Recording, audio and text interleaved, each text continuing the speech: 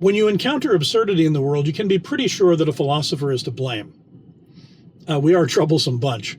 When it comes to DEI and social justice, there are a whole bunch of people involved. We're going to be talking about two of these philosophers. And by the end of this two-part series, if you give me roughly 10 minutes in two easy 5-minute or so blocks, you will understand where social justice came from, where DEI came from, why they're both wrong, and how we can move forward.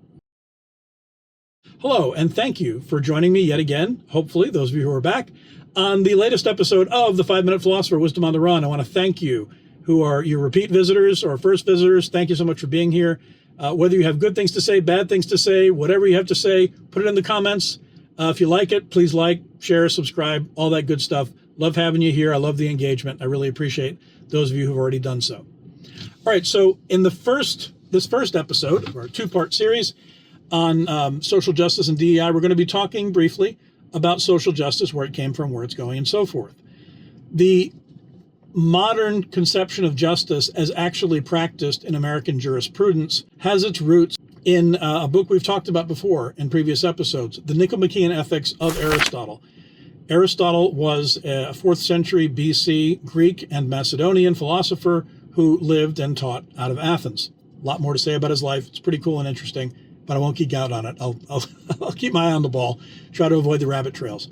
Anyway, in his Nicomachean Ethics, Aristotle discussed virtues, moral and intellectual. The highest of the moral virtues is justice.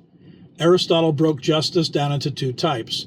There is distributive and rectificatory. We're going to talk about distributive during the next episode, which will follow this one immediately, on DEI. But for now, we're focusing on social justice, which keeps us in the realm of rectificatory justice. And rectificatory justice is exactly what it sounds like. We are to rectify things. We're going to make things right. We're going to fix person A did something bad to person B. Person A is really bad. Person B is hurt. So person A is up here. The state comes and says, you were bad. You got to fix person A. It's okay, I'll fix him up, fix him up, fix him up. Everything's fine. Or at least, so we hope. That's a very stupid, kind of pantomime-y way of putting it, but I hope it makes the point. It's essentially our current system of justice with a few twists and turns. Now, the key thing to note here is that this is individual justice. Person A, not group A, did something bad to person B, not group B, and so we have to fix that. And that's still the case for us today. You can't arrest someone just for being a member of a group, even if other members of the group have done bad things. That's obviously unjust. Obviously, but maybe not so obviously.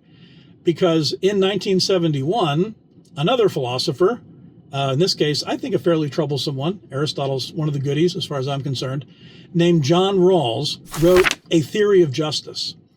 In A Theory of Justice, Rawls turned the focus on outcomes. So it wasn't focused on process, it was focused on how things turned out on the other side. It's problematic because if you're looking at just outcomes, well, how do you know what a just outcome is? Because you think it is? Because you say it is? Who decided? Aristotle's approach, conversely, is to say, well, these are sound principles of justice, and we know this because justice does seem to result from them, at least most of the time, and we end up with a good society out of it. For Rawls, on the other hand, it's stepping back and saying, no, we're not going to put the principles first because we've experimented and we've seen, and yes, this yields good results.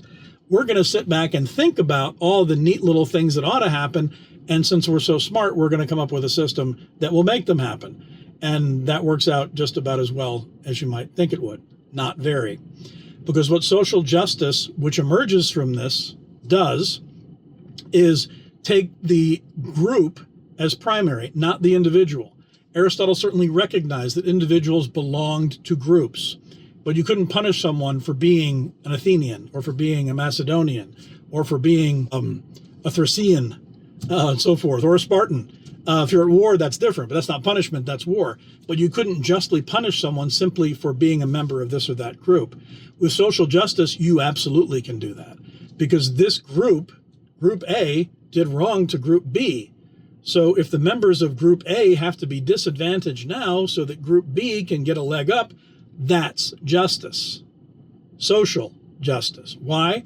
Because it aims at a social end. It aims to bring people up so that they're, if not exactly equal, more or less equal. And this was Rawls' first step on the road toward radical egalitarianism. He finishes this up, which brings us to DEI, in his 1985 essay, which subsequently became a book called Justice as Fairness.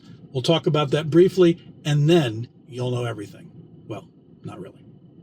Thank you for joining me yet again in this first of a two-part series on social justice and DEI. I hope you've enjoyed this video. If you did, check out the next one. It'll be coming out pretty soon after this. You don't want to miss it.